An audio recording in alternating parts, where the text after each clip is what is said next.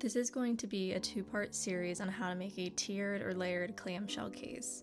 Part 1 will focus on making the pull-out tray, and Part 2 will focus on the clamshell box and the case.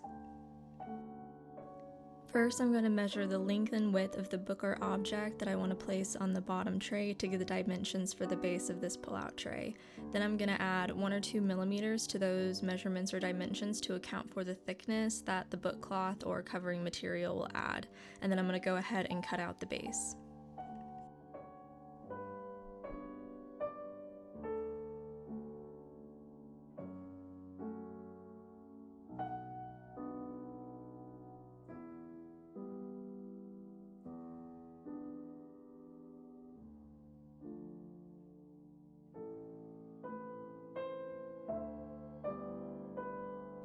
Then I'm going to measure the thickness of the book to determine how tall to make the tray walls, and I'm going to cut out 2 pieces that are this height plus the thickness of my book board, and the length of this piece is going to be the length of the tray base.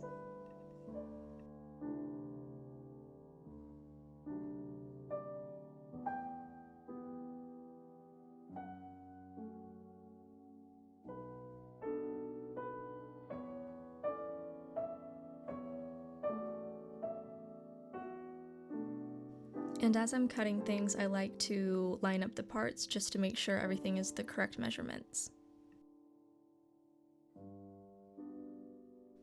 Now we need 2 pieces for the top and bottom of the tray, so I'm going to cut out 2 pieces that are the same height as the pieces we just cut for the left and right sides of the tray, but this piece is going to be the width of the tray plus 2 times the thickness of your board. For example, my book board is 2 millimeters, so I'm going to add 4 millimeters to the length of the top and bottom pieces.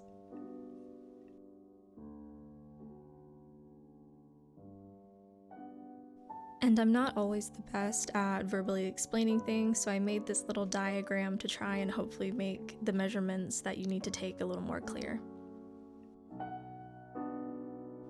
To assemble the tray, I'm going to start by gluing the base of the tray to some heavyweight paper or cardstock that will just add additional support to the walls. With the base glued down, I'm going to go ahead and add the side walls, and once those have dried, I'm going to move on to the top walls.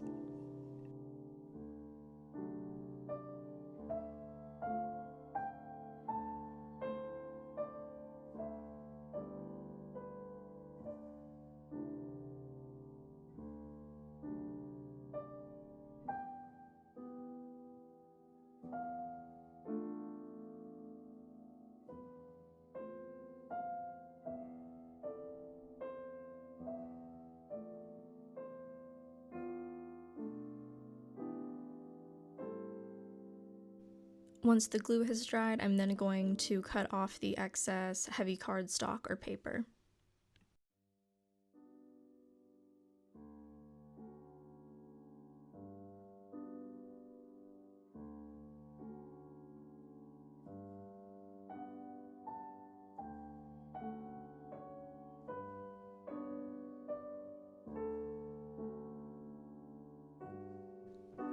Now we can move on to covering the tray. With your desired material, I'm using bookcloth. I'm going to cut a piece that is long enough to wrap around the length of the tray, and it is going to be a few centimeters taller than double the height of the tray.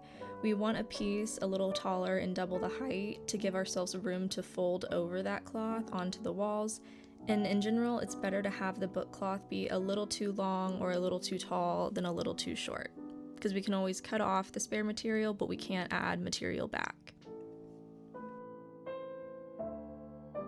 Starting with the first wall, I'm going to glue it down onto the book cloth with the bulk of the cloth on the same side as the opening of the tray, because this is what we will later fold down over the walls. And to make the edge look seamless, I'm going to leave a centimeter or so on the very end to wrap around. So I'm going to go in on that first straight edge with my ruler and cut out the excess material with little straight lines.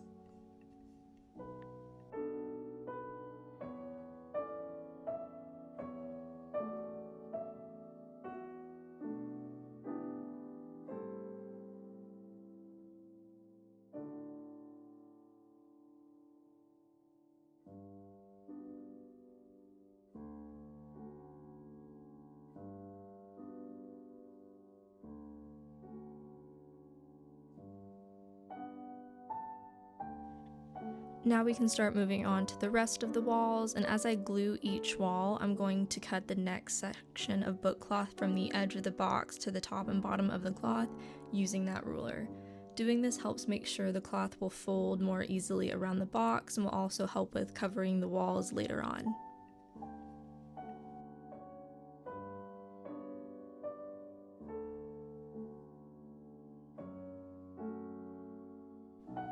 I also make sure to go in with my bone folder and smooth the book cloth as I go, just to prevent any bubbles or wrinkles in the cloth.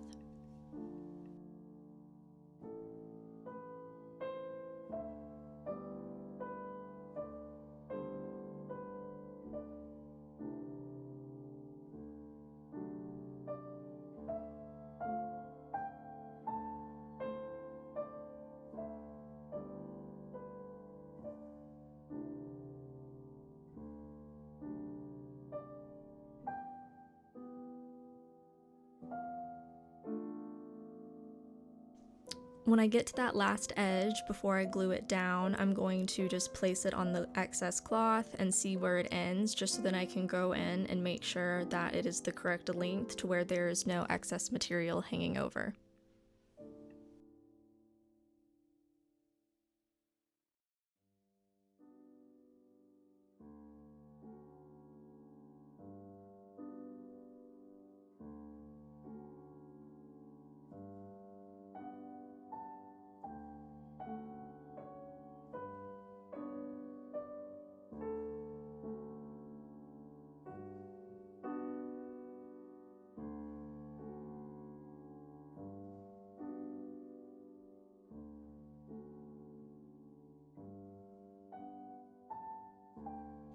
With the perimeter of the box covered, I'm going to flip it so the bottom is facing up and glue the spare cloth to the bottom of the tray. This is the step the same as when you're making a normal clamshell box tray, so I'm just making sure to miter the corners so that there is not excess book cloth where they overlap, and I do this by overlapping the cloth and making a diagonal cut over both layers.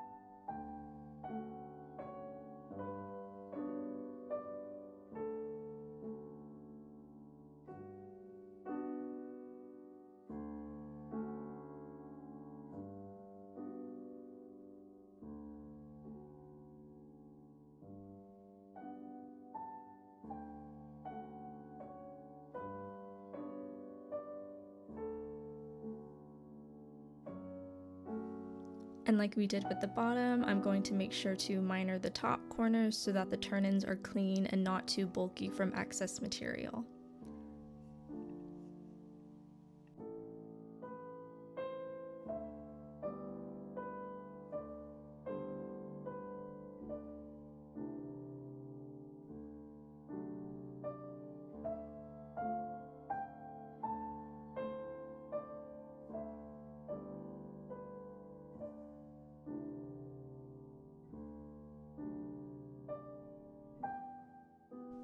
I will trim the long edges of the tray from the little miter cut we made to the end of the cloth, and then the short edges I will use that little miter cut to cut out a tiny little triangle.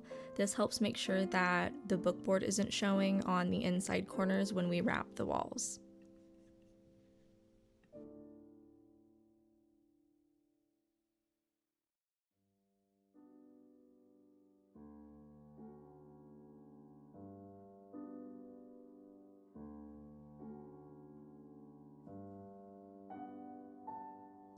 When I start gluing, I'm going to make sure I start by gluing down these short edges using my bone folder to smooth out any wrinkles or bubbles, and then also make sure to get it cleanly into the edges of the tray. And then I'm going to do the same thing for the long edges of the tray.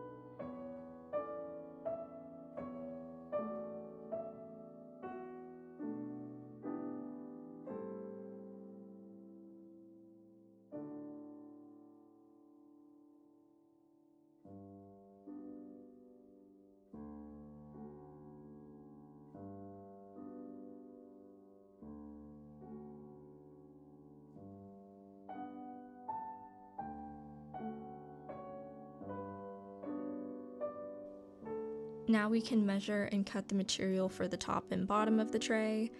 This is just going to be the inside of the tray length and width, and then the outside of the tray length and width for the bottom.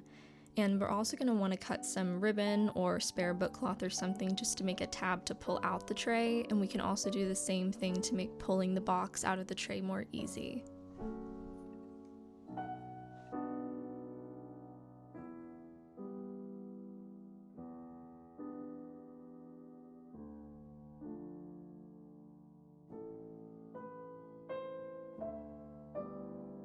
To make the little pull-out tab, I'm going to take a small piece of ribbon and just glue the top and bottom edges together, and then I'm going to glue that to the bottom of the tray before gluing the bottom covering piece on.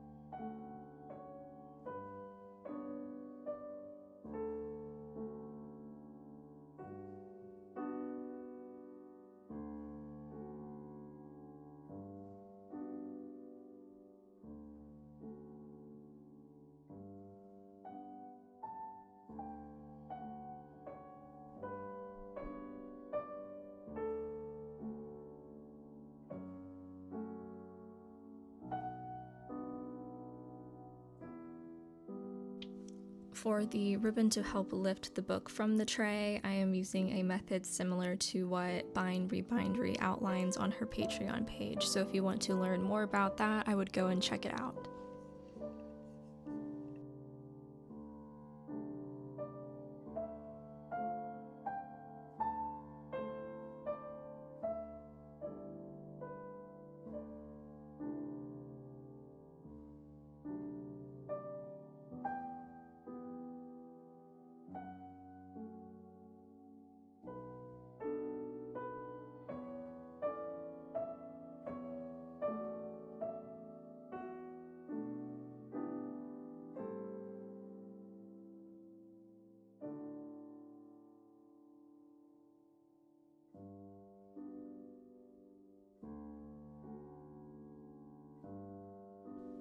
And after gluing this last piece of book cloth down, the pull-out tray is now complete, and in part 2 we will be going over making the tiered or layered clamshell box and case that this tray will fit into.